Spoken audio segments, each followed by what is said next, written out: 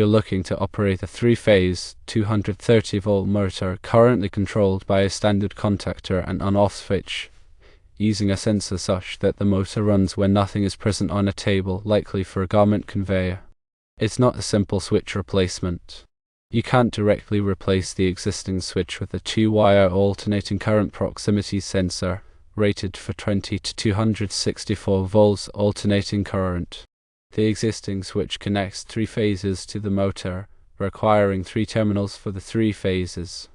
A 2-wire sensor only has 2 terminals and can't handle connecting all 3 phases to the motor.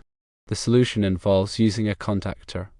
The sensor will control the contactor, and the contactor will control the motor. A contactor is essentially a switch controlled by another switch.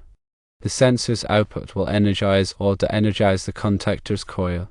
When the sensor detects the absence of an object, it closes, energizing the contactor coil. This causes the contactor's contacts to close, applying power to the motor and starting it. Conversely, when the sensor detects an object, it opens, de-energizing the contactor coil. The contactor's contacts then open, removing power from the motor, stopping it. You'll need to select a contactor rated for the full current draw of the motor.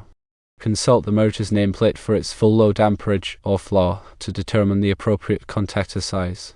Consider using a contactor with built-in overload protection. This protects the motor from overheating and potential damage due to excessive current draw. This overload protection trips and shuts down the motor if the current exceeds a certain threshold, preventing damage.